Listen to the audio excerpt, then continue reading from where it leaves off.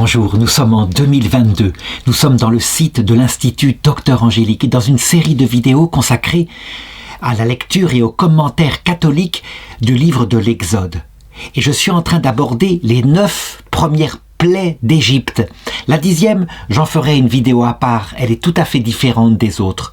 La caractéristique de ces 9 premières plaies, c'est que on pourrait presque penser qu'elles sont d'origine naturelle, qu'elles n'ont aucun rapport avec Dieu. Ce sont des fléaux qui s'abattaient souvent sur l'Égypte à cette époque-là. Évidemment, quand on lit ce texte, on est obligé de se poser quelques questions en théologie, dont Moïse n'avait absolument pas la réponse, mais dont nous, maintenant, grâce au Christ, nous avons l'explication. Et la première, puisque on verra qu'à chaque fois, Dieu vient endurcir le cœur du Pharaon. Et ce n'est pas marqué que le cœur du Pharaon lui-même s'endurcit, Dieu est impliqué dedans. On dira souvent « mais non, c'est une façon de parler ». Ce n'est pas une façon de parler. En fait, quand on connaît l'Évangile, on voit, avec par exemple la 2e épître aux Thessaloniciens, chapitre 2, que saint Paul le confirme. Voilà pourquoi, dit-il, Dieu leur envoie une influence qui les égare, afin qu'ils ne croient pas. Un autre texte dit « Et s'ils avaient cru, je les aurais guéris ». Pourquoi ? Il faut toujours avoir en tête ce que Jésus-Christ a révélé, ce qui est déjà donné à Moïse dans le livre de l'Exode, un peu plus loin, dans un chapitre plus bas, à savoir, personne ne peut voir Dieu sans mourir.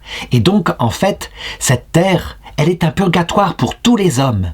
Mais ce que va nous montrer ce texte, c'est la croix que Jésus n'aime pas, mais qui à cette époque-là est décrite en long et en large, la croix des mauvais larrons. Ça veut dire des hommes de mauvaise volonté qui ont tous les signes pour croire, mais qui refusent de croire parce que, tout simplement, ils sont butés sur leur propre bon sens, etc. Ça va être le cas du Pharaon et avec lui de son peuple tout entier. Une autre question qu'on peut se poser, c'est est-ce que ces croix, ces fléaux, ces 9 fléaux, est-ce qu'ils sont permis par Dieu ou est-ce qu'ils sont voulus par Dieu? Cette distinction entre permission et volonté est certes valable, mais elle est utilisée dans la théologie classique scolastique occidentale pour dire ceci: Dieu ne peut vouloir aucun mal même de peine. Il ne peut pas vouloir par exemple que des temps attaquent le peuple égyptien parce que Dieu est bon. Et donc Dieu ne fait que permettre. Or ici, on voit que ce n'est pas du tout ce qui est indiqué. Dieu veut que les plaies tombent sur le peuple égyptien. La preuve, c'est qu'il endurcit le cœur du Pharaon qui ne cède pas et le peuple ne peut pas partir. Voilà pourquoi, en lisant l'Ancien Testament, il vaut mieux, je dirais, donner une autre distinction. Il y a les volontés de Dieu comme finalité définitive, et la seule volonté de Dieu, nous indique le Concile Vatican II, Gaudium et Spes 22.5, c'est que tout homme soit sauvé. Les Égyptiens aussi, le Pharaon aussi, donc les êtres qui ici dans cette geste représentent les méchants. En ce qui concerne les plaies, elles peuvent être voulues par Dieu, mais pas à titre de finalité. Dieu n'est pas un sadique, à titre de moyen. Pour changer le cœur du Pharaon, pour peu à peu se glorifier, comme dit la Bible, aux yeux du Pharaon, montrer qu'il est Dieu, et donc que le Pharaon se repente, qu'il se prosterne devant Dieu, qu'il reconnaisse qu'il y a un Dieu, qu'il entre dans une certaine humilité. Donc, on pourrait dire que ces plaies sont voulues par Dieu, mais à titre de moyen. Dieu veut le salut des Égyptiens, et la seule chose qu'il permet mais ne veut pas, c'est la damnation d'un homme. Quand un homme résiste à tous les moyens que Dieu a utilisés pour façonner son cœur, dans l'humilité par les souffrances, alors Dieu, là, ne le veut pas, mais il le permet. Il permet la liberté ultime. Alors évidemment, nous n'en sommes pas là. Et donc, je commence à lire le texte à partir du chapitre 7, verset 13. Donc, quand le Pharaon a refusé de croire aux signes donnés par Moïse pacifiquement, voici que les plaies arrivent. Cependant, le cœur du Pharaon s'endurcit et il ne les écouta pas, comme l'avait prédit Yahvé. Alors, le cœur du Pharaon s'endurcit, Dieu endurcit le cœur du Pharaon. Souvent, ce sont les deux. L'homme est de mauvaise volonté et Dieu appuie sur sa mauvaise volonté afin qu'il tombe et que par là il puisse être sauvé. Voilà comment il faut regarder les actions positives de Dieu quand il permet ainsi une chute. Verset 14, et donc la première plaie, c'est l'eau qui se transforme en sang.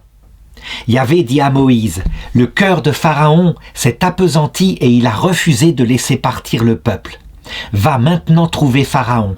À l'heure où il se rend au bord de l'eau, tiens-toi à l'attendre sur la rive du fleuve, tu prendras en main le bâton qui s'est changé en serpent, et tu lui diras, Yahvé, le Dieu des Hébreux, m'a envoyé vers toi pour te dire, laisse partir mon peuple, qu'il me serve dans le désert. Jusqu'à présent, tu n'as pas écouté.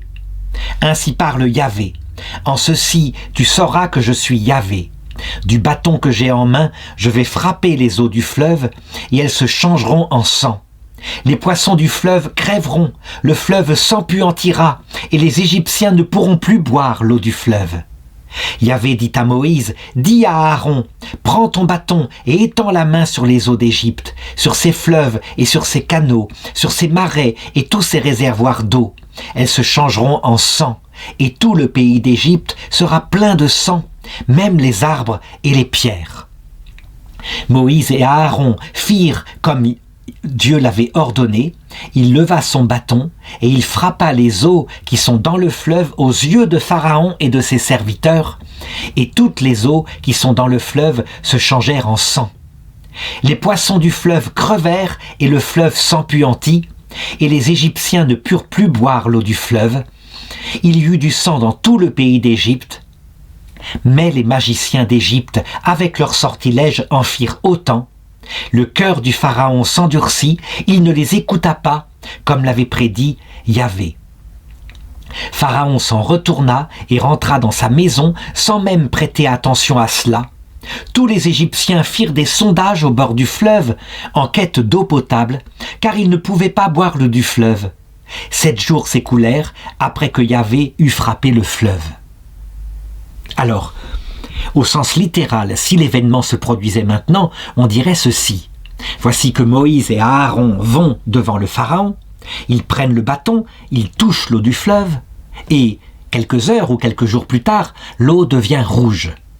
Maintenant, on ferait une analyse d'eau et on trouverait quoi? Eh bien, des algues rouges qui ont prospéré, sans doute nourries par du limon venant peut-être des crues du Nil. Et ces algues, en prospérant, avec la matière organique qui est dans le fleuve, eh bien prennent tout l'oxygène. Au bout d'un certain temps, les poissons n'arrivent plus à survivre, ils se noient et ils meurent. L'eau est tellement eutrophisée, donc elle ne peut pas rester saine, que les algues elles-mêmes finissent par pourrir, l'eau devient imbuvable, et donc les Égyptiens ne peuvent pas la boire. Ils font autrement. Ils creusent des trous, dans la terre un peu plus loin. L'eau est filtrée par la terre entre le trou qu'ils ont creusé et le fleuve. L'eau rentre dans le trou, elle est filtrée et ils peuvent donc la boire raisonnablement. En réalité, les Égyptiens, qui ne sont pas du tout des gens qui planent, qui voient tout le temps les démons, ils ont aussi du bon sens, ils connaissent leur fleuve, ils ont réagi exactement comme l'aurait fait un homme moderne, ils ont ri de l'acte de Moïse en disant « Tu as tapé le fleuve, tu n'en as pas été la cause. » Mais la cause en a été un phénomène naturel que tu as voulu t'attribuer. Tu nous prends pour des primitifs. En gros, si nous avions été des sauvages, comme on le voit par exemple dans Tintin et le trésor, je crois que c'est Tintin en Amérique du Sud, quelque chose comme cela, où il connaît la date d'une éclipse et au moment où elle va se produire, il lève la main vers le ciel et les Indiens croient que c'est lui qui a provoqué l'éclipse du soleil et donc ils se prosternent à ses pieds et ils acceptent évidemment de lui céder tout ce qu'il veut. Je ne suis même pas sûr que cette histoire de Tintin, elle soit réelle. En réalité, quand on regarde les peuples de l'Amérique précolombienne, ils savaient déjà calculer les éclipses du soleil. Ils avaient des tables de calcul extrêmement précises, donc ils savaient que c'était un cycle naturel. Ils n'auraient pas cru. Donc il ne faut pas confondre des peuples extrêmement primitifs, qui peuvent voir dans tout phénomène naturel une marque des dieux, et des peuples déjà cultivés comme l'Égypte. Donc ça ne marche pas. Alors, qu'est-ce qu'il en est? Il en est que manifestement ce premier fléau ressemble effectivement à un phénomène naturel et donc probablement les mages de Pharaon ont pris de l'eau, l'ont remplie de terre et voici que des algues sont apparues à leur tour. Ils ne savaient pas que c'était des algues, hein. L'eau était rouge, mais ils savaient bien qu'il y avait un phénomène naturel qui s'était produit. La conséquence, eh bien, c'est que cette première plaie a été pris, comme nous le ferions actuellement, comme un phénomène naturel, et donc les Égyptiens ont ricané en disant « mais ça ne vient pas de Dieu, il veut revendiquer cela comme venant d'un fléau de Dieu, ce n'est pas vrai », et donc ils n'ont même pas écouté. Après tout, Dieu agit de la même façon maintenant. Quand on voit arriver des malheurs qui quelquefois s'accumulent, eh bien au début, les gens disent « mais non, vous croyez que ça vient d'une punition de Dieu, n'importe quoi, c'est un phénomène naturel ». Dieu va donc continuer ces phénomènes. Et là, on le voit, effectivement, il se sert de la nature. Il ne fait rien de nouveau dans ce premier fléau. Dans le deuxième, d'ailleurs, ça va être pareil. Je vais le raconter, c'est le phénomène des grenouilles. C'est le verset 26 du chapitre 7. Yahvé dit à Moïse, « Va retrouver Pharaon et dis-lui, ainsi parle Yahvé, laisse partir mon peuple qu'il me serve. » Si tu refuses, toi, de le laisser partir, moi je vais infester de grenouilles tout ton territoire. Le fleuve grouillera de grenouilles, elles monteront, elles entreront dans ta maison, dans la chambre où tu couches, sur ton lit, dans les maisons de tes serviteurs et de ton peuple, dans tes fours et dans tes huches. Les grenouilles grimperont même sur toi et sur ton peuple et sur tous tes serviteurs. Yahvé dit à Moïse, dis à Aaron, étends ta main avec ton bâton sur les fleuves, les canaux et les marais, et fais monter les grenouilles sur la terre d'Égypte. Petite remarque ici, avant que je ne termine la lecture de ce deuxième fléau, le bâton d'Aaron est ce qu'on appelle un sacramental. On pourrait avoir l'impression que c'est le bâton qui produit le phénomène. En réalité, c'est soit la nature, c'est ce que vont penser les Égyptiens, soit ce sont les anges ou Dieu. Mais le bâton sert de sacramental, ça veut dire qu'il est un signe qui va impressionner normalement les Égyptiens. Et eux, s'ils étaient complètement superstitieux, diraient « Ah, son bâton a un pouvoir magique ». Mais ils ne sont pas à ce point superstitieux. Ils ne sont pas dans une religion primitive. Déjà, à cette époque-là, ils ont une science très développée. Le texte continue. Yahvé dit à Moïse, donc je l'ai dit, chapitre 8, verset 2. Aaron étendit la main sur les eaux d'Égypte, les grenouilles montèrent et recouvrirent la terre d'Égypte, mais les magiciens, avec leurs sortilèges, en firent autant. Ils firent monter des grenouilles sur la terre d'Égypte. Pharaon appela Moïse et Aaron et dit « Priez Yahvé de détourner les grenouilles de moi et de mon peuple, et je m'engage à laisser partir le peuple pour qu'il sacrifie à Yahvé. » Première chose à remarquer, d'un point de vue de la science moderne, le phénomène, encore une fois, est naturel. Puisque des algues rouges, dans la première plaie, ont tué les poissons, que les poissons, habituellement, eh bien, ils se nourrissent au printemps des œufs des grenouilles, puisqu'il n'y a plus de poissons, eh bien, les œufs des grenouilles qui ont été pondus un peu plus tard ont pu proliférer, ne pas être régulés par les poissons, et donc donner des milliards de grenouilles qui se sont répandues sur la terre d'Égypte. Donc, le premier phénomène est cause du deuxième. Les sages, les magiciens, c'est-à-dire les scientifiques de l'Égypte s'en rendent compte, ils donnent l'explication à Pharaon, mais Pharaon, quant à lui, on le voit, c'est un homme qui est faible quelque part, parce qu'il pourrait faire comme la première fois, ne même pas regarder le phénomène, et là, il commence tout de même à faire intervenir Moïse et Aaron pour qu'ils prient, pour que le phénomène s'arrête. Cependant, je dirais que manifestement, son attitude ne veut pas dire qu'il croit particulièrement que le phénomène est venu d'eux. Sinon, il les croirait après.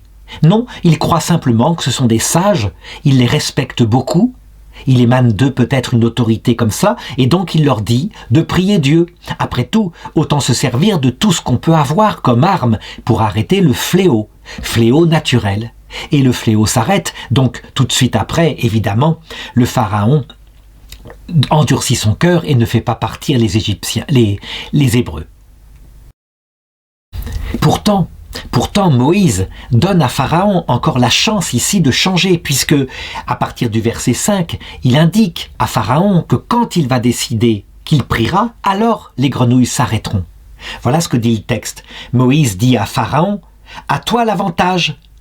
Pour quand dois-je prier pour toi, pour tes serviteurs et pour ton peuple, afin que les grenouilles soient supprimées de chez toi et de vos maisons, pour ne rester que dans le fleuve ?» Et le Pharaon répondit, « Demain. » Moïse reprit, « Il en sera selon ta parole, afin que tu saches qu'il n'y a personne comme Yahvé notre Dieu. » Donc, la coïncidence des temps ici doit servir à Pharaon pour savoir que Dieu a agi. Si il prie demain et que juste après les grenouilles disparaissent, évidemment, il aura un signe. Et le texte raconte, « Les grenouilles s'éloigneront de toi, de tes maisons, de tes serviteurs, de ton peuple, il n'en restera plus que dans le fleuve. » Moïse et Aaron sortirent de chez Pharaon, et Moïse cria vers Yahvé au sujet des grenouilles qui avaient infligé Pharaon. Yahvé fit ce que demandait Moïse, et les grenouilles crevèrent dans les maisons, dans les cours et dans les champs. On les amena en tas, et le pays en fut empuanti. Pharaon vit qu'il y avait un répit, il appesantit son cœur, il ne les écouta pas, comme l'avait prédit Yahvé. Ce qu'il est intéressant de remarquer ici, c'est que, actuellement, donc peut-être 3000 ans plus tard, 3500 ans plus tard, nous agissons exactement de la même façon. On l'a vu par exemple pendant la Première Guerre mondiale. Il y avait ce fléau terrible, et que faisaient les soldats? Ils retournaient à la messe. On peut dire même que ce sont dans les tranchées de Verdun que s'est réconciliée la France athée et la France chrétienne avec les curés. Ils avaient le même danger, ils priaient dans le même danger. Puis, quand la guerre s'arrêta, on oublia bien vite de prier Dieu. On l'a vu aussi, par exemple, avec l'histoire du secret de Fatima et de la consécration de la Russie au cœur de Marie. Dans les années 84, le pape Jean-Paul II consacra la Russie à Marie. 1 an plus tard, Gorbatchev fut élu. Et 5 ans plus tard, l'URSS tombait sans un seul mort. Il y avait là un signe très fort de la puissance de Dieu à travers l'intercession de la Vierge Marie. Eh bien, si elle tomba en 89, cette URSS, 30 ans plus tard, donc en 2022, au lieu de se tourner vers Dieu et de se souvenir de ce qu'il avait fait, l'Europe occidentale se plongea entièrement dans son confort, oubliant même les lois non seulement de Dieu, mais les lois de la nature, voulant uniquement vivre de la vie, la liberté immédiatement sur terre, et tant pis pour tout cela. Ça veut dire qu'il n'y eut aucune conversion. C'est exactement le même mécanisme. Ça veut dire que dans le danger, on peut très bien prier, et puis après, on oublie bien vite sa résolution. Le Pharaon est à l'image de notre propre cœur, du cœur de la majorité des humains qui sont sur la terre. Alors, que va faire Dieu? Il va envoyer le 3e fléau, un peu comme les signes des temps dans notre vie, lorsqu'arrive la première maladie qui va nous préparer au fait que bientôt nous mourrons. Eh bien, nous finissons par l'oublier, puis arrive la 2e, puis la 3e, etc. Donc c'est l'Exode chapitre 8 verset 12. Yahvé dit à Moïse, dis à Aaron, étends ton bâton et frappe la poussière du sol, et elle se changera en moustique dans tout le pays d'Égypte. Aaron étendit la main avec son bâton et frappa la poussière du sol. Et il y eut des moustiques sur les gens et sur les bêtes. Toute la poussière du sol se changea en moustiques dans tout le pays d'Égypte. Les magiciens d'Égypte, avec leurs sortilèges, firent la même chose pour faire sortir les moustiques, mais ils n'y arrivèrent pas. Il y eut des moustiques sur les gens et les bêtes. Les magiciens dirent alors à Pharaon, « C'est le doigt de Dieu ». Mais le cœur de Pharaon s'endurcit, il ne les écouta pas, comme l'avait prédit Yahvé. En réalité, nous, avec notre science actuelle qui est plus performante que celle des savants égyptiens, nous savons que ça aussi c'est un phénomène logique et naturel. Si, à un moment donné, les poissons sont morts, les poissons qui se nourrissent des larves de moustiques qui sont dans la rivière et dans les étangs, si ensuite les grenouilles meurent, qui elles aussi se nourrissaient des larves des moustiques, alors eh bien, elles ne vont pas être régulées et tout d'un coup, des milliards de moustiques vont sortir en envahissant le territoire. Il y a un équilibre naturel, donc la première cause est cause de la deuxième et la deuxième est cause de la troisième. Mais la science écologique des savants du pharaon n'est pas assez lointaine, assez performante à cette époque-là, et donc leur réaction c'est de dire, puisque nous n'y arrivons pas, que ce n'est pas un phénomène naturel, c'est le doigt de Dieu. Le pharaon ici, pour une fois, il va plutôt être plus rationnel qu'eux, en disant non, certainement, votre science ne va pas assez loin, c'est un phénomène naturel une fois de plus, et donc il n'y croit pas, il ne suit pas. Nous fonctionnons de la même façon. Lorsqu'arrivent des phénomènes qui vraiment, quelquefois, sont forts, ça veut dire que ils pourraient nous faire penser à quelque chose qui vient du doigt de Dieu. Je pense par exemple en 1917, à la fin de l'apparition de Fatima au Portugal, peut-être 30 000 ou 40 000 ou 50 000 personnes virent le soleil qui était dans le ciel et qui apparut entre les nuages. Et Lucie le montrait, regardez le soleil. Et il se mit, paraît-il, à tourner autour de lui-même, en émettant des lumières dans tous les sens, et à s'approcher de la terre comme s'il grossissait. Et les vêtements des gens, qui étaient pourtant trempés par la pluie, redevinrent tout secs. Et les gens tombèrent à genoux, ils virent qu'il y avait quelque chose de fort. Eh bien, je dirais, dans les autres pays, on raconta bien le phénomène et on l'oublia bien vite. Alors, soit on l'oublie parce qu'il n'y pense plus, soit il est mis parmi d'autres phénomènes bizarres qu'on puisse produire ici ou là, donc parmi des curiosités, et on n'en tire pas les conséquences. Il y a donc un aveuglement en nous aussi, qui est une conséquence du péché originel. Nous sommes en fait bêtes, nous ne tirons pas les conséquences de ces signes des temps. Question, mais pourquoi Dieu ne fait-il pas plus fort ? Pourquoi est-ce que le soleil qui a dansé juste autour de Fatima n'a pas dansé dans le monde entier ? Eh bien, si Dieu l'avait fait, je crois que, de la même façon, certains scientifiques auraient dit « c'était sans doute un phénomène météorologique dû à quelque cause naturelle que nous n'avons pas encore expliqué, mais c'est forcément naturel. » Nous aurions dit actuellement « parce que Dieu n'existe pas ». Tout simplement. Voilà le propre de l'être humain. Dieu, est-ce qu'il va condamner les hommes qui parlent ainsi ? Il est mort pour tous les hommes. Nous le savons, nous avons toujours ce principe en cœur, à savoir que Dieu est amour. En réalité, il va tirer du bien de cette bêtise. À un moment donné, avec notre cœur dur, nous avons cru que ces hommes-là, qui ne croyaient pas, seraient damnés pour l'éternité. Non, ce n'est pas vrai. Ils se passeront par le chemin du mauvais larron que nous voyons ici avec Pharaon. Ça veut dire des souffrances qui vont augmenter de plus en plus au fur et à mesure que la vie passe. La vieillesse sans espérance, puis la mort, et c'est comme ça. Et à ce moment-là, Dieu, se manifestera et fera miséricorde. Ceux qui voudront bien se convertir en reconnaissant leurs bêtises, alors seront sauvés, d'autant plus qu'ils auront reconnu leurs bêtises. Et donc on le voit, les plaies sont de plus en plus fortes. La 4e plaie est plus forte que les moustiques. Ce sont les taons. Les taons, ce sont des mouches qui piquent le bétail.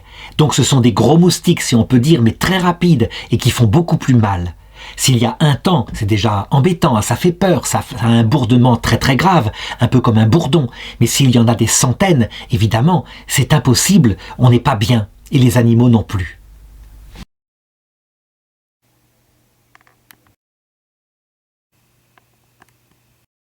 Donc, lecture du chapitre 8 de l'Exode, verset 16.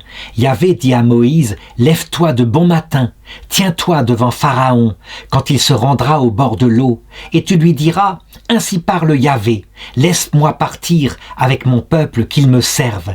Si tu ne veux pas laisser partir mon peuple, je vais envoyer des taons sur toi et sur tes serviteurs, sur ton peuple et sur tes maisons. Les maisons des Égyptiens seront pleines de taons, et même le sol sur lequel ils se tiennent.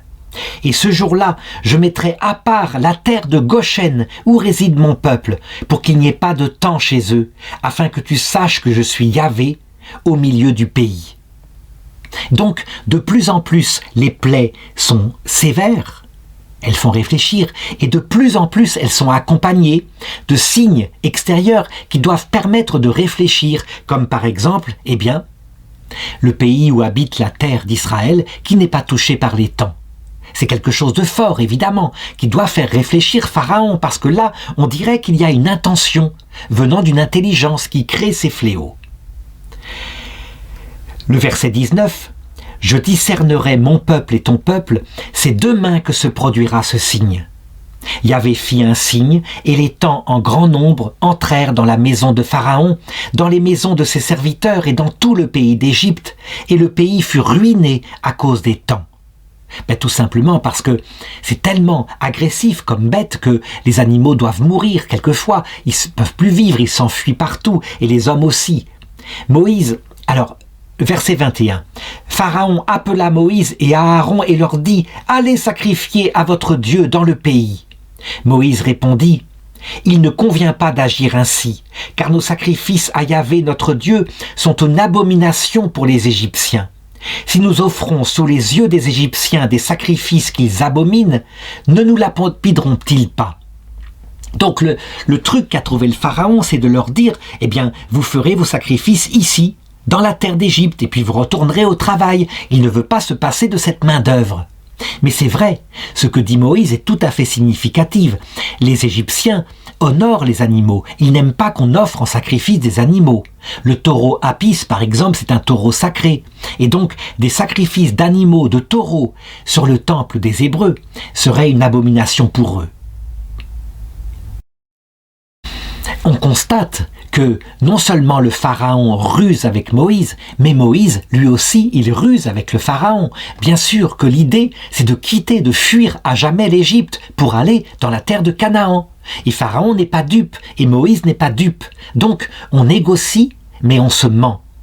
D'ailleurs, Moïse continue et il dit « C'est à 3 jours de marche dans le désert que nous irons sacrifier à Yahvé notre Dieu, comme il nous l'a dit. » Tout à l'heure, à la fin de cette vidéo, je referai une lecture de tous ces fléaux un par un pour montrer leur sens, évidemment, spirituel, allégorique. Ils parlent aussi de quelque chose qui nous arrive à nous. Mais ici, déjà, je voudrais m'arrêter sur ces 3 jours pour faire remarquer quand 3 jours interviennent, toujours, c'est le symbole du passage de la mort. Évidemment, là pour le moment, Moïse ne le sait pas. Mais ça sera manifesté par l'histoire du prophète Jonas, et surtout, c'est Jésus qui montrera que les 3 jours sont le signe de Jonas. En fait, le passage entre ce monde et l'autre.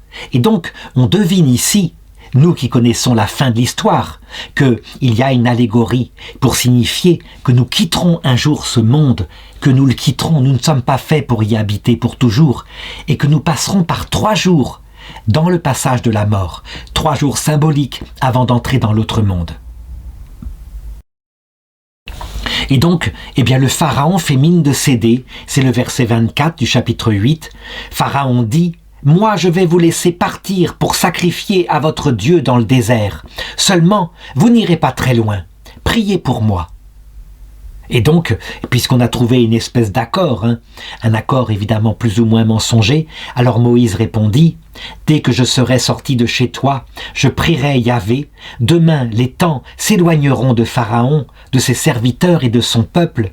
Que Pharaon, toutefois, cesse de se moquer de nous, en ne faisant pas que le peuple puisse partir pour sacrifier à Yahvé. » Et donc Moïse est véritablement parfaitement lucide du jeu que joue Pharaon, qu'il va sans doute retourner dans son obstination.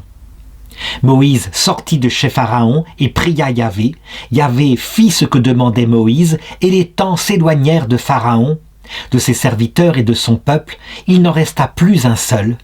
Mais Pharaon appesantit son cœur, 7 fois encore. Il ne laissa pas partir le peuple.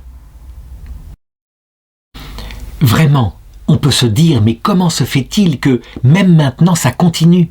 Quels que soient les signes, je dirais, on rejoint la parole de Jésus lorsqu'il parle à un moment donné, ou plutôt lorsqu'il raconte l'histoire de Lazare et le riche qui meurt, qui ne croyait pas évidemment en Dieu, qui n'avait ni foi ni loi, et qui se retrouve de l'autre côté, et qui là se dit « Eh bien, pour que mes frères ne viennent pas dans ce lieu de douleur, envoie-leur Lazare sous forme de fantôme, qu'il leur apparaisse, et alors ils croiront, ils feront des efforts. » Et Abraham répond « Quand bien même un mort ressusciterait, ils ne croiraient pas, ils ne seraient pas convaincus.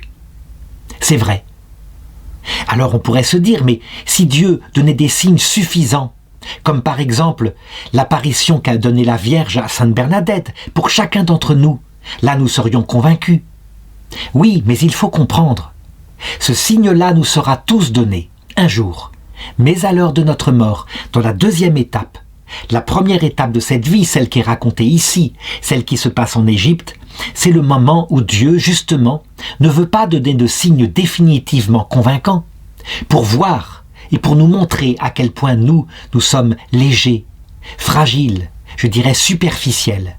Et ça encore, toujours pour le même principe, il nous fera miséricorde et nous en hériterons de quoi quand nous verrons notre bêtise dans la lumière de l'apparition du Christ et de la Vierge Marie?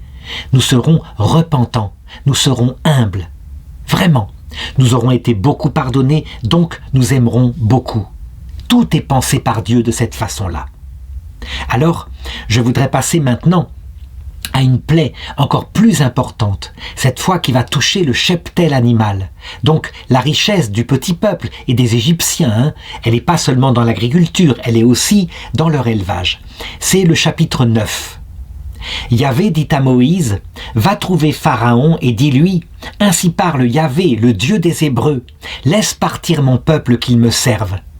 Si tu refuses de le laisser partir et le retiens plus longtemps, voici que la main de Yahvé frappera tes troupeaux qui sont dans les champs, les chevaux, les ânes, les chameaux, les bœufs et le petit bétail, d'une peste très grave. » Yahvé discerna les troupeaux d'Israël et les troupeaux des Égyptiens. Et rien ne mourra dans ce qui appartiendra aux Israélites. Yahvé a fixé le temps en disant « Demain, Yahvé fera cela dans le pays. » Le lendemain, Yahvé fit cela, et tous les troupeaux des Égyptiens moururent, mais les troupeaux des Israélites, pas une bête ne mourut. Pharaon fit même une enquête, et voici que les troupeaux d'Israël, pas une bête n'était morte. Mais le cœur de Pharaon s'appesantit, et il ne laissa pas partir le peuple. L'enquête aurait pu aboutir, encore une fois, à se dire, bien, probablement, il y a la main de Dieu qui protège le peuple hébreu. Mais, quand on connaît l'être humain, on le voit actuellement, l'enquête peut aboutir à quelque chose d'inverse, comme par exemple l'idée que Moïse et les Hébreux ont provoqué une épidémie qui ne touche que le troupeau des Égyptiens, donc par une science occulte, une sorte de magie. Donc qu'il y aurait un complot venant des Juifs, des Hébreux. C'est souvent comme ça que ça se passe, contre toute rationalité, et on peut tout à fait imaginer qu'à l'époque c'était un peu pareil. Cependant, le Pharaon, lui, il s'endurcit parce qu'il a besoin de la main-d'œuvre des Hébreux. Mais le peuple, quant à lui, il commence à en avoir assez de ces fléaux. Si on admettait qu'il y a un complot venant des Hébreux, alors il n'y a qu'à chasser les Hébreux, après tout. Pour le moment, ça ne touche donc que la richesse. Et c'est déjà quelque chose de tragique, quand ça touche la richesse, les plus pauvres, évidemment, en souffrent le plus. Mais la plaie suivante, puisque le Pharaon ne cède pas, alors elle va se mettre à toucher les humains eux-mêmes, en les rendant malades. Et ça, évidemment, quand on touche à la peau de quelqu'un, c'est beaucoup plus dur. Et donc voilà ce que raconte le verset 8 du chapitre 9, pour la 6e plaie d'Égypte, qui sont les ulcères. Yahvé dit à Moïse et à Aaron, « Prenez plein vos mains de suie de fourneau et que Moïse la lance en l'air, sous les yeux de Pharaon. Elle se changera en fine poussière sur tout le pays d'Égypte et provoquera sur les gens et sur les bêtes des ulcères bourgeonnants en pustules dans toute l'Égypte. » Là encore, la poussière et la suie est un sacramental. La suie ne provoque pas des pustules. On peut imaginer plutôt une infection microbienne qui peut-être a un effet dans ce qui s'est déjà passé, plutôt a une cause dans ce qui s'est déjà passé, mais au point de vue d'un sacramental, du signe, c'est très parlant pour le Pharaon. Et donc le verset 10 continue, « Ils prirent de la suie du fourneau et se tinrent devant Pharaon. Moïse la lança en l'air, et les gens et les bêtes furent couverts d'ulcères bourgeonnants en pustules. » Les magiciens ne purent se tenir devant Moïse à cause des ulcères, car les magiciens étaient couverts d'ulcères comme tous les Égyptiens. Mais Yahvé endurcit le cœur de Pharaon, il ne les écouta pas, comme l'avait prédit Yahvé.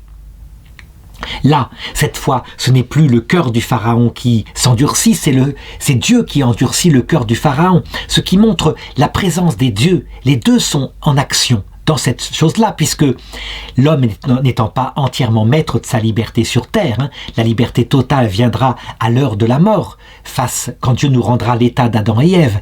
Eh bien, Dieu peut très bien, effectivement, endurcir notre cœur pour que nous tombions. Ce qui est étonnant, c'est qu'on peut faire des analogies avec ce qu'on a vécu au XXe siècle. Quand il y a eu la Première Guerre mondiale, fléau qui venait du cœur de l'homme, mais que Dieu, évidemment, aurait pu arrêter. Mais c'est comme ça, on la voulait, il a laissé faire. Et quand en 1918, il y a la grippe espagnole qui fait plus de morts que la Première Guerre mondiale, il est évident que peu de gens ont pensé qu'il y avait là des fléaux qui frappaient l'Europe, cette Europe arrogante qui disait que sa science pourrait tout faire, que le monde entier, il pouvait être conquis par elle sans aucune vergogne. Il a fallu d'autres fléaux, et en particulier la Seconde Guerre mondiale, des fléaux d'ordre spirituel qui tuèrent aussi des vies par millions, mais spirituels en ce sens que des idéologies firent honte aux Européens pour que petit à petit on comprenne qu'on avait mal agi. Et bien malgré cela, on le vit avec les générations qui suivirent la Seconde Guerre mondiale. Au lieu de se tourner vers Dieu, on se tourna vers quoi? Vers les valeurs inverses de celles de nos pères qu'avaient produit les deux guerres. Et donc au lieu du dépassement de soi, de l'obéissance au chef, de l'amour de la patrie, on prétendit que l'amour de sa liberté, l'amour sexuel, la spontanéité actuelle ferait la paix. Et on obtint effectivement une paix matérielle et la guerre dans les cœurs avec beaucoup de divorces. Mais on ne se retourna pas vers Dieu. Donc on ne vaut pas mieux. Et finalement, de génération en génération, on le voit, eh bien notre endurcissement provoque le même effet qu'à l'époque de l'Égypte antique. Et c'est alors donc que va se produire sur ce peuple-là, adapté à sa mentalité de l'époque, ce sont des peuples agricoles, la 7e plaie d'Égypte, la grêle. Et la grêle, c'est quelque chose de terrible, parce que là, pour le coup, ça s'abat aussi sur les cultures, on ne peut pas les sauver, ça hache menu les plantes en train de pousser. Donc chapitre 9, verset 13. Yahvé dit à Moïse, « Lève-toi de bon matin et tiens-toi devant le Pharaon. Tu lui diras, ainsi parle Yahvé, le Dieu des Hébreux, laisse partir mon peuple, qu'il me serve. Cette fois, je vais envoyer tous mes fléaux contre toi-même, contre tes serviteurs et contre ton peuple, afin que tu apprennes qu'il n'y a pas comme moi de Dieu sur toute la terre. Si j'avais étendu la main et vous avez frappé de la peste, toi et ton peuple, tu aurais été effacé de la terre. » Donc Dieu montre de plus en plus sa puissance. Et là, en l'occurrence, il la montre par un phénomène que, en tout cas, les Égyptiens ne peuvent pas croire, que c'est Moïse qui l'a soit prévu, je dirais naturellement par le regard sur la météorologie, soit provoqué. C'est le phénomène de la grêle. Mais je t'ai laissé subsister afin que tu voies ma force et qu'on publie mon nom par toute la terre. Tu le prends de haut avec mon peuple en ne le faisant pas partir. Eh bien demain, à pareille heure, donc une prophétie sur un événement aléatoire que même actuellement on ne pourrait pas bien prévoir. On ne pourrait pas prévoir une grêle qui tombe à tel endroit précis. Eh bien demain, à pareille heure, je ferai tomber une grêle très forte, comme il n'y en a jamais eu en Égypte depuis le jour de sa fondation jusqu'à maintenant.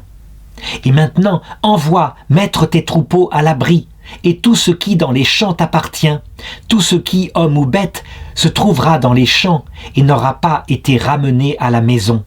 La grêle tombera sur lui et il mourra. Donc là, la prophétie est nette, on a un phénomène qui ne peut pas être naturel, puisqu'il prévient même, il donne la solution. Comment sauver les troupeaux et les hommes? Eh bien, en les mettant à l'abri. Verset 20. Celui des serviteurs de Pharaon qui craignit la parole de Yahvé fit rentrer en hâte ses esclaves et ses troupeaux dans les maisons, mais celui qui ne prit pas à cœur la parole de Yahvé laissa aux champs ses esclaves et ses troupeaux. Yahvé dit à Moïse, étends ta main vers le ciel et qu'il grêle dans tout le pays d'Égypte, sur les hommes et sur les bêtes, sur toute l'herbe des champs, au pays d'Égypte. Moïse étendit son bâton vers le ciel, et Yahvé tonna et fit tomber la grêle. La foudre frappa le sol, et Yahvé fit tomber la grêle sur tout le pays d'Égypte. Il y eut la grêle, et le feu jaillissait au milieu de la grêle, une grêle très forte, comme il n'y en avait jamais eu au pays des Égyptiens, depuis qu'ils formaient une nation. La grêle frappa dans tout le pays d'Égypte tout ce qui était dans les champs, hommes et bêtes. La grêle frappa toutes les herbes des champs et brisa tous les arbres des champs. Ce n'est qu'au pays de Goshen, où se trouvaient les Israélites, qu'il n'y eut pas de grêle. Là, je veux dire, les signes sont indubitables à force de se multiplier. Et je suis convaincu que dans le petit peuple, on se disait « Mais le Pharaon est fou, il ne voit pas que ça vient vraiment d'eux, que c'est un fléau envoyé par Dieu. » Mais le Pharaon ne cède pas. On est à peu près dans la même situation. Quelquefois, actuellement, nos grands savants disent « Mais tout ça, ce sont des coïncidences, des phénomènes naturels. » Et le petit peuple, quelquefois, est plus sage, parce qu'il dit « Mais non, ça vient aussi des causes dans notre propre cœur, des causes dans notre propre orgueil. » On a un exemple de cet aveuglement en 2022 où je fais cette vidéo, où on voit la génération dont je parlais de mai 68, qui a voulu prendre les valeurs inverses de celles de 14 et avec raison. Et donc, pour ne pas paraître raciste, qui a fait rentrer en Europe toute l'immigration qu'il voulait. Et ça aurait marché sans problème, sauf qu'on le voyait bien. Dès les années 1980, une émigration particulière avait d'autres valeurs très différentes et ne s'intégrait pas. Et donc, ils commencèrent en privé à craindre que tout cela n'aboutisse à une guerre civile dans le pays, comme ça s'était passé par exemple au Liban. Mais pourtant, dès qu'ils parlaient en public, ils disaient « mais non, ce sont des histoires, ça n'arrivera jamais, il n'y a pas de risque, nous sommes un peuple fort ». Et ce peuple fort ne faisait plus d'enfants, vieillissait, avait un enfant sur 4 qui était avorté.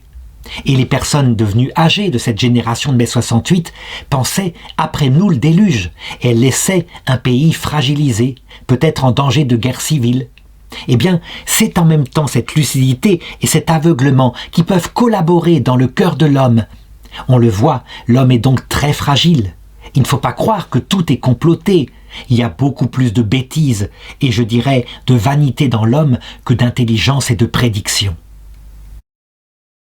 N'empêche que malgré tout, puisque la grêle n'est pas tombée sur le pays où habitent les Israélites, alors le Pharaon fit appeler Moïse et Aaron et leur dit « Cette fois j'ai péché, c'est Yahvé qui est juste, moi et mon peuple nous sommes coupables. Priez Yahvé. Il y a eu assez de tonnerre et de grêle. Je m'engage à vous laisser partir et vous ne resterez pas plus longtemps. » Donc, on peut penser que le Pharaon, là, a été impressionné par le phénomène météorologique avec les éclairs qui tombaient dans les nuages à grêle. Il y a eu un phénomène à peu près analogue. Quand Adolf Hitler, paraît-il, décida, lorsqu'il était à Berchtesgaden, donc dans les montagnes alpines, d'attaquer l'URSS, donc en 1940, il décida ça pour la date, ou 41, il y eut un orage rouge sang, vraiment. Et on regardait depuis le balcon d'Hitler, on regardait cet orage. Hitler vint et regarda aussi. Et une femme qui était à sa droite lui dit « Ah, on dirait du sang, on dirait un signe de Dieu. » Et Hitler répondit « Mais n'importe quoi, c'est un orage. » Et de fait, manifestement, il y avait un signe. Le sang allait couler de cette guerre, et en particulier le sang de l'Allemagne. Mais quand on ne veut pas croire, on ne croit pas.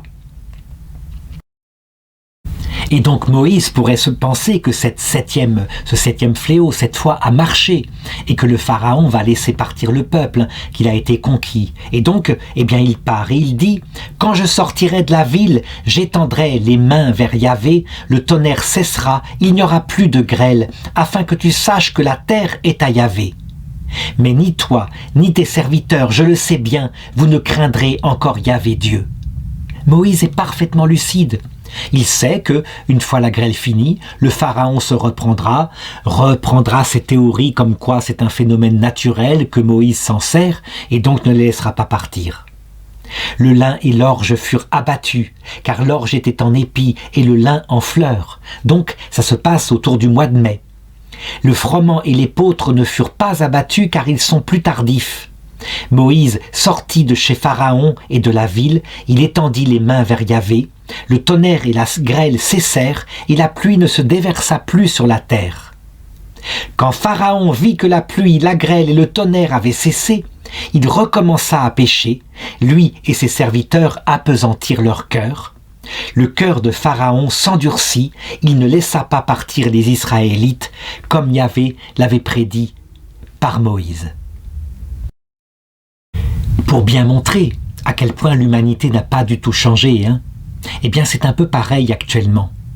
Les grands scientifiques, ceux qui étudient la biologie, ceux qui étudient l'origine de l'univers, avancent dans leurs théories et voient bien que, par exemple, le monde a eu un commencement, que la vie, le moindre petit microbe, la bactérie primitive, est des millions de fois plus compliquée que nos ordinateurs modernes. Parallèlement, des scientifiques de disciplines presque analogues, lorsqu'ils trouvent un caillou qui a été grossièrement taillé sur 3 ou 4 coins pour faire une espèce de tranchant, disent « ça c'est l'œuvre d'un homme ». Peut-être l'homme de Néandertal ou l'homme Homo sapiens.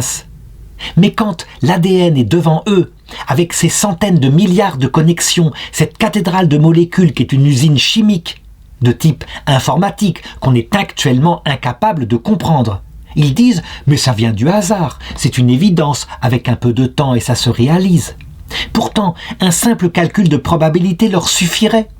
Il suffirait qu'ils essayent de calculer la probabilité pour que un puzzle de 1000 pièces qu'on lancerait en l'air sur 1 milliard d'années, à raison de 1 milliard d'essais par seconde, la probabilité pour qu'il tombe un jour fait, fabriqué comme il faut, en ordre, en mettant l'image qu'il représente bien visible.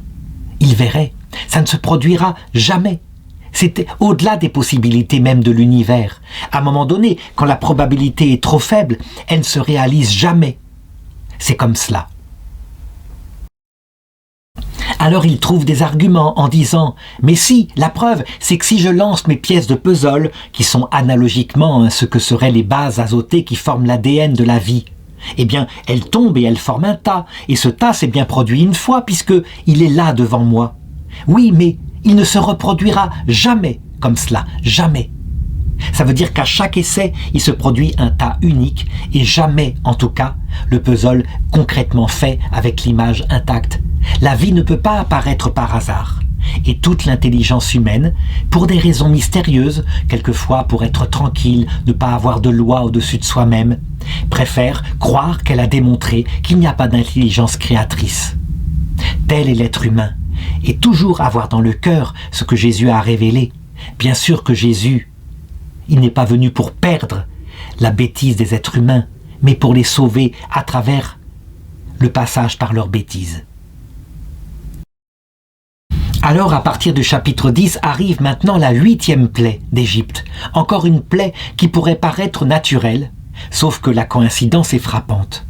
Yahvé dit à Moïse, « Va trouver Pharaon, car c'est moi qui ai appesanti son cœur et le cœur de ses serviteurs, afin d'opérer mes signes au milieu d'eux. » Cette phrase est fondamentale, et elle remet évidemment en cause toute la scolastique, qui évidemment ne voit pas ces textes-là, à cause d'un principe qu'elle s'est mis dans la tête, que Dieu ne pourrait pas faire une telle chose. Mais si, il peut la faire. C'est une pastorale sur les méchants, afin de les sauver, je l'ai dit.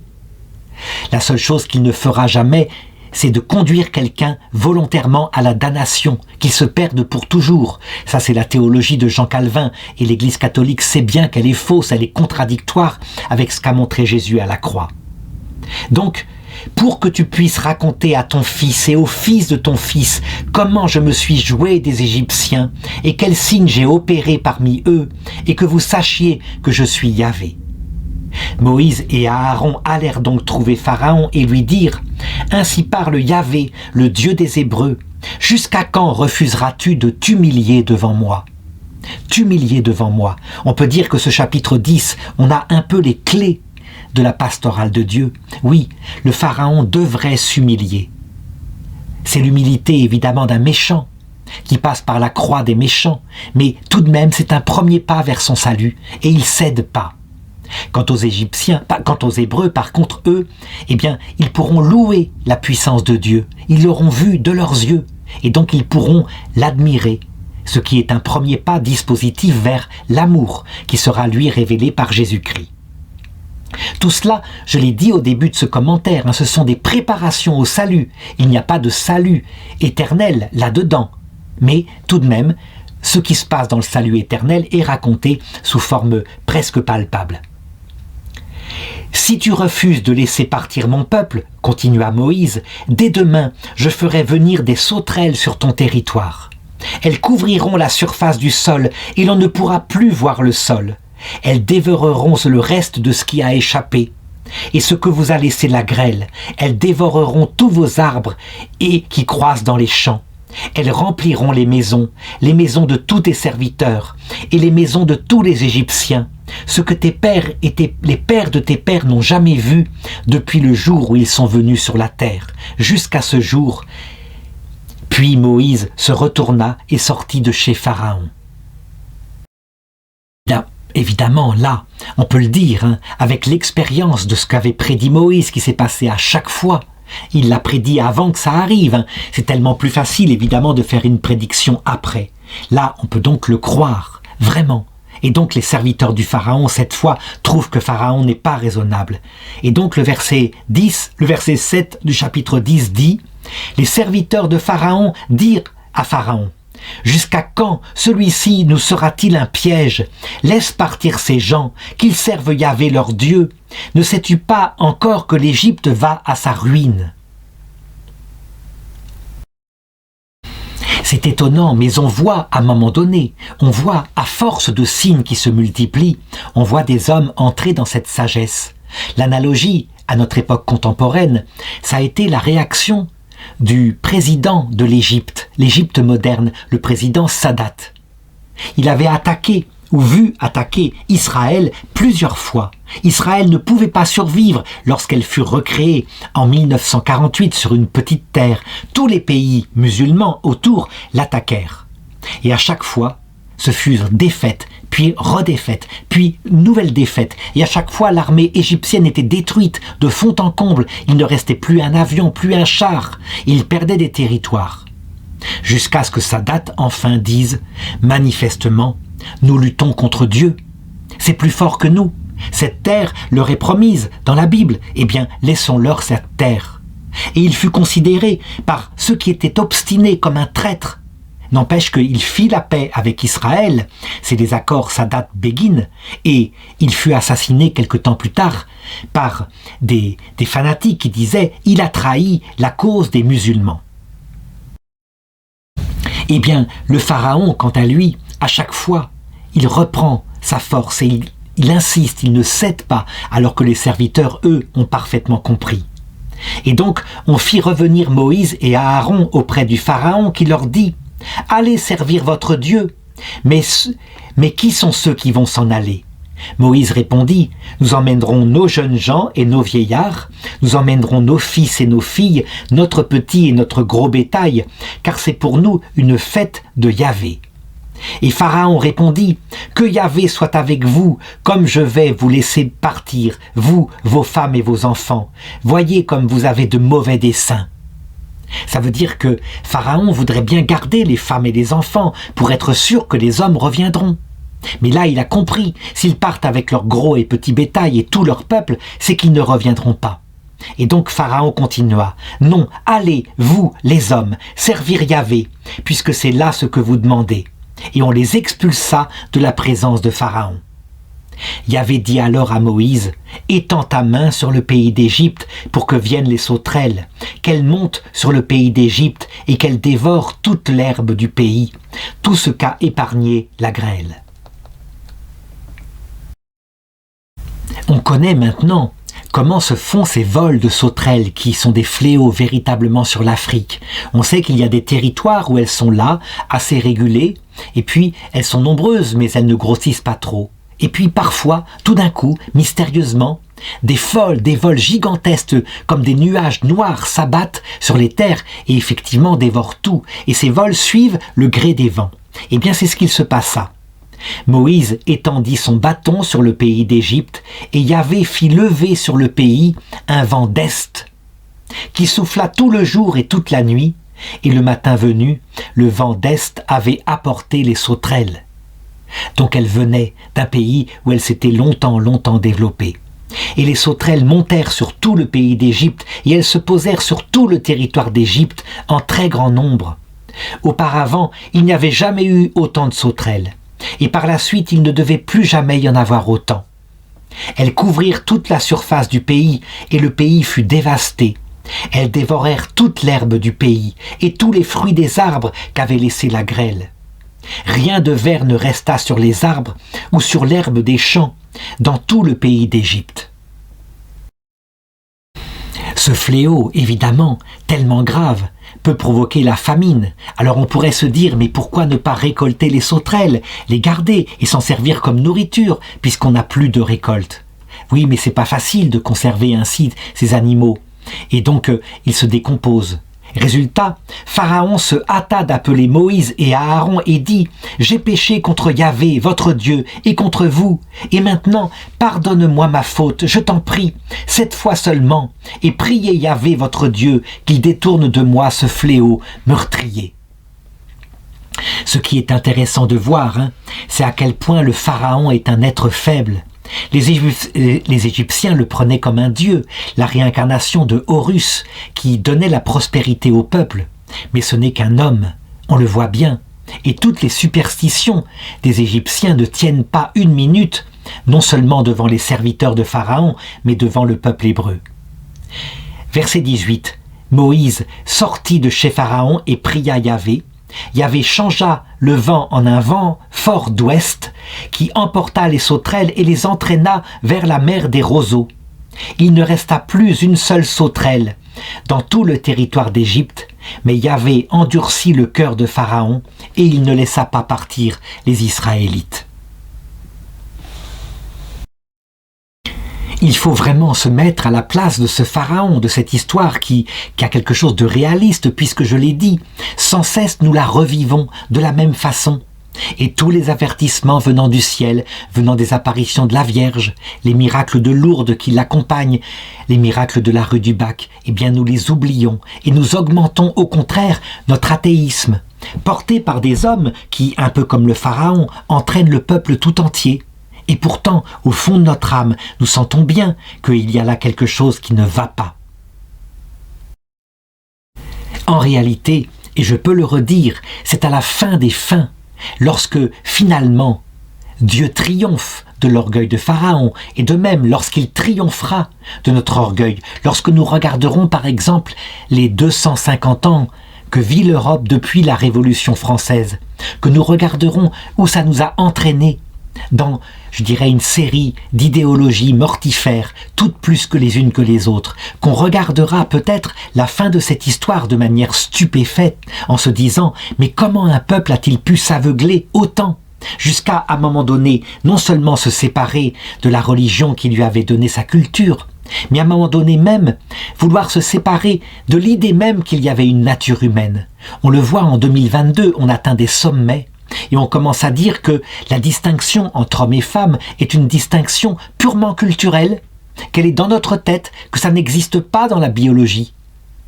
Et donc, cette théorie-là, qui est évidemment une folie complète, pourtant, elle arrive.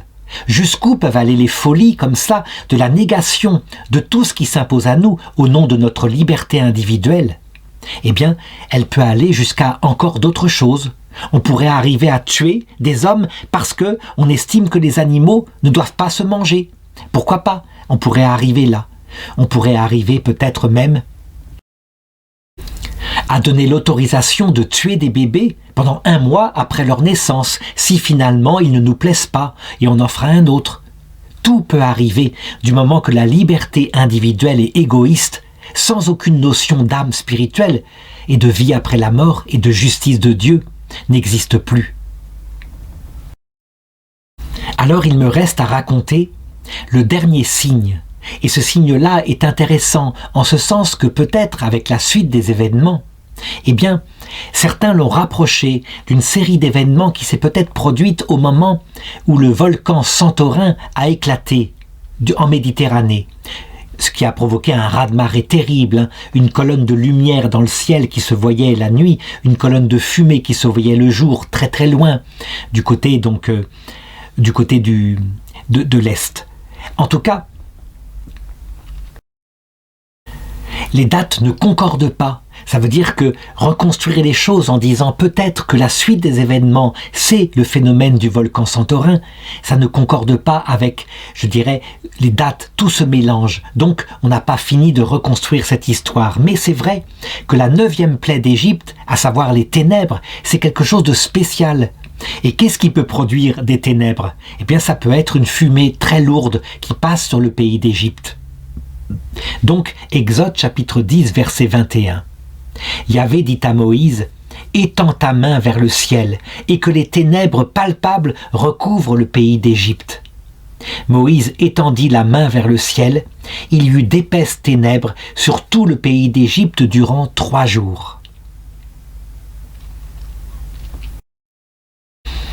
Les gens ne se voyaient plus l'un l'autre et personne ne se leva de sa place pendant 3 jours, mais tous les Israélites avaient de la lumière là où ils habitaient.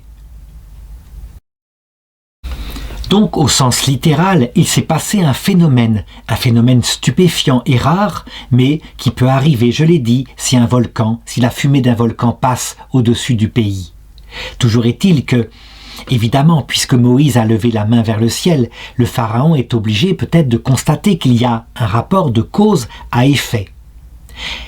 Et donc Pharaon appela Moïse et lui dit « Allez servir Dieu, mais votre petit et votre gros bétail devra rester ici. Même vos femmes et vos enfants pourront aller avec vous. » Donc le pharaon a encore laissé du lest, mais il ne veut pas laisser le bétail. Et ça, pour Moïse, il n'en est pas question. Moïse répondit, « Tu dois toi-même mettre à notre disposition des sacrifices et des holocaustes pour que nous offrions à Yahvé notre Dieu. Même nos troupeaux viendront donc avec nous, pas une tête ne restera, car c'est d'eux que nous prendrons de quoi servir Yahvé notre Dieu. Et nous-mêmes, jusqu'à notre arrivée là-bas, nous ne saurons comment servir Yahvé. » Mais Yahvé endurcit le cœur du Pharaon, et il ne voulut pas les laisser partir.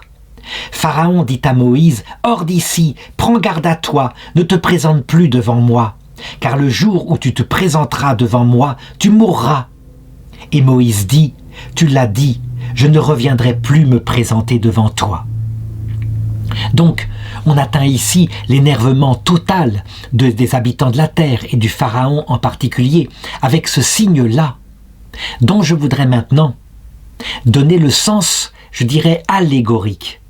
Il a eu lieu certainement réellement, mais je voudrais reprendre maintenant, je l'avais dit au début, les 9 plaies en question pour montrer à quel point elles sont actuelles.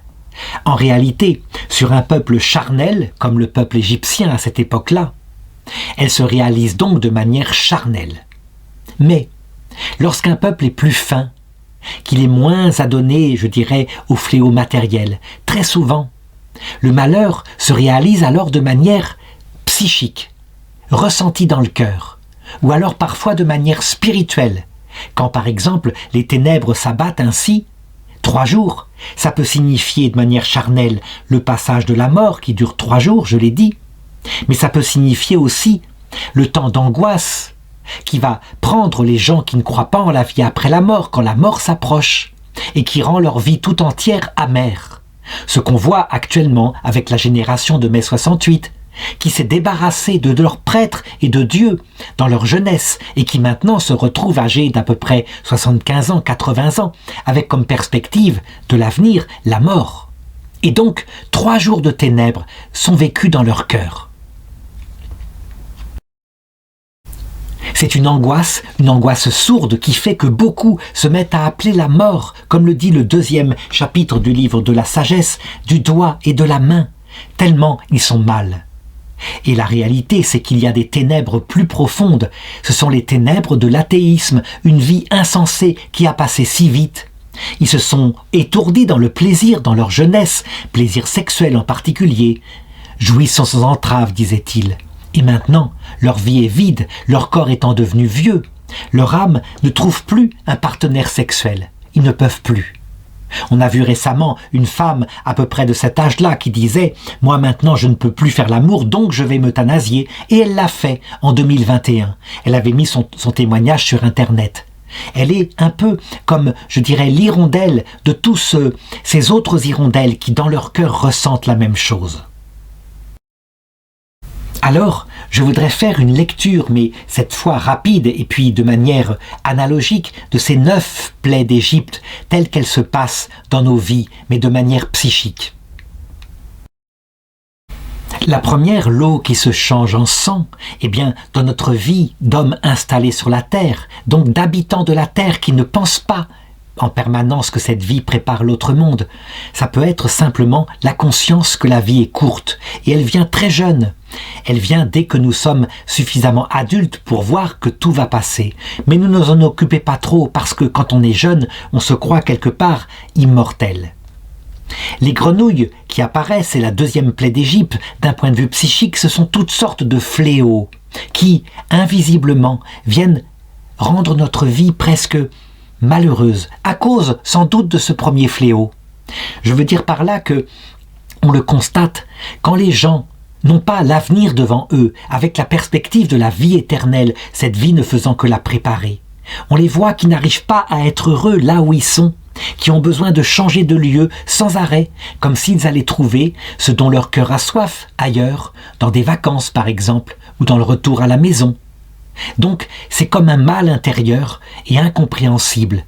Mais du coup, curieusement, ceux qui n'aspirent qu'à la vie éternelle ne connaissent pas ces grenouilles parce que même si la vie ici-bas est triste quelque part, toujours renouvellement, travail, boulot, métro, boulot, dodo, comme disaient certains, eh bien ils ont un avenir, ils savent que ce n'est que pour un temps, que de l'autre côté viendra la lumière, alors que ceux qui n'ont que la vie terrestre, eh bien les plaisirs s'usent.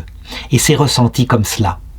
Puis, le troisième fléau, les moustiques. Ça veut dire que chez des gens qu'on voit en pleine carrière, brillants, qui s'agitent pour augmenter leur pouvoir dans leur entreprise, eh bien, secrètement le soir, c'est comme s'ils étaient attaqués par toutes sortes de pensées qui leur reviennent et qui les assaillent.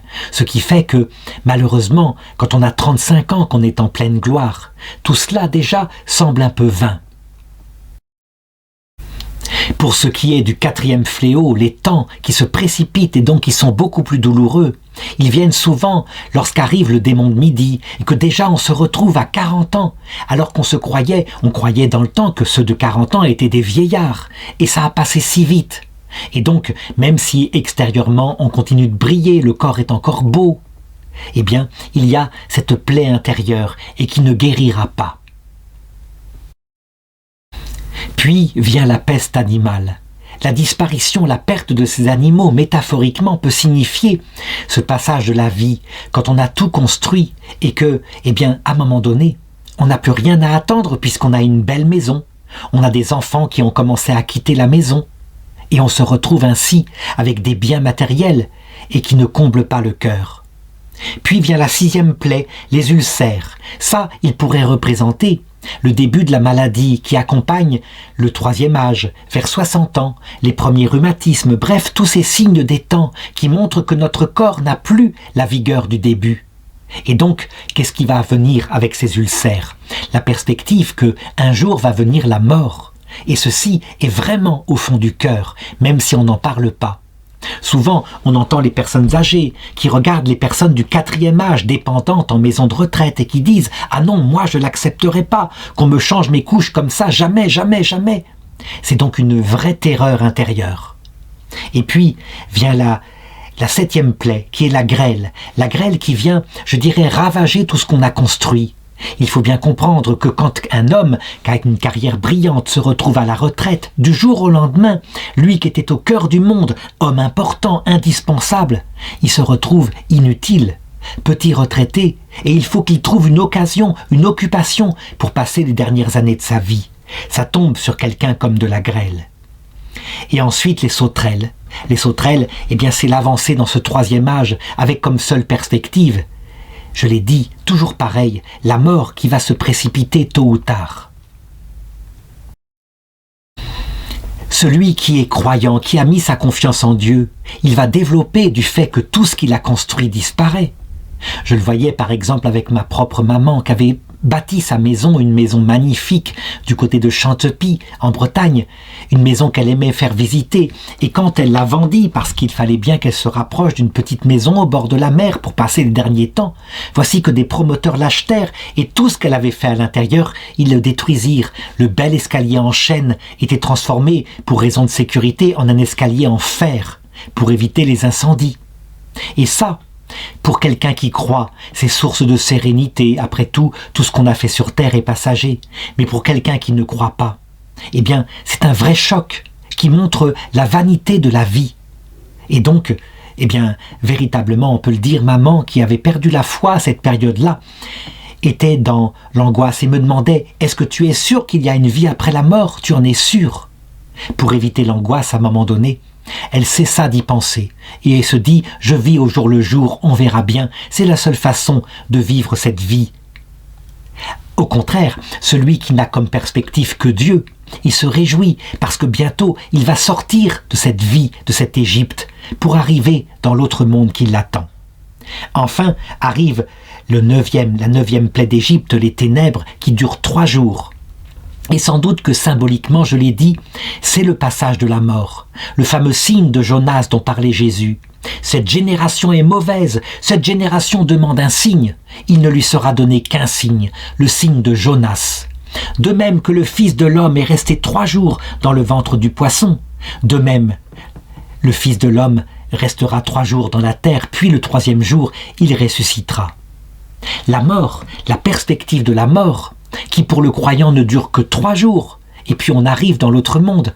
Pour l'athée, elle est un séjour éternel. Il croit, par exemple les Égyptiens anciens pensaient qu'il resterait des siècles et des siècles dans la mort, avant que n'arrive la résurrection, et c'est pourquoi ils se construisaient des tombeaux en dur, qui devaient durer 1000, 2000, 3000 ans. Pour les athées, c'est le néant. Alors je terminerai le commentaire de ce texte, de ces neuf fléaux, en disant, eh bien on les retrouve, pas tout à fait décrits de la même façon, mais c'est le même mystère dans l'Apocalypse de Saint Jean. Par exemple, quand sont décrits les 7 mystères scellés, donc toutes les souffrances qui peuvent tomber sur un habitant de la terre, ou alors quand est décrit les 7 coupes, c'est-à-dire quand ces mystères-là sont appliqués par Dieu et que nous tombent dessus les malheurs. Eh bien, c'est la même chose. Rien n'est changé. Sauf que dans l'Apocalypse, on peut comprendre pourquoi, alors qu'ici, le peuple égyptien, en vivant la croix du mauvais larron, était dans l'absolue non-compréhension de ce qui lui arrivait. C'était donc beaucoup plus dur. Alors, est-ce qu'ils étaient totalement dans la non-compréhension ? On sait que non maintenant, et grâce au Concile Vatican II et aux recherches qui ont été faites sur la religion de l'Égypte antique, on sait que Dieu leur avait donné quelques semences de la vérité afin qu'ils ne soient pas complètement désespérés. Et donc, grâce à la religion d'Osiris et d'Isis, eh bien, ils savaient qu'il y a une vie de l'autre côté et que s'ils se comportaient bien, il y aurait une résurrection à la fin des temps. Ils pensaient qu'il y aurait un jugement, qu'il fallait qu'ils apprennent un certain nombre de formules par cœur et qu'ils se comportent bien avec leur femme ou leur mari pour l'obtenir cette vie éternelle, parce que leur cœur serait pesé à l'aune de la plume de la déesse Maat, la déesse de la droiture du cœur. Eh bien, ceci était quelque chose de très fort. Quant aux Hébreux, eux, ils avaient la foi dans l'existence de Dieu, mais il ne leur fut pas donné, à cette période-là, la foi dans la vie après la mort, ce qui veut dire que leur religion aussi ne faisait que préparer au salut. C'est dans la plénitude de la révélation, lorsque tout est expliqué, donc Dieu, ses intentions, notre vie sur terre et son but, et la vie après la mort ce qu'elle est, avec le but ultime, la vision de Dieu dans le paradis, que, je dirais, la plénitude vient emplir le cœur. C'est évident. Et ça ne va être réalisé que par Jésus-Christ.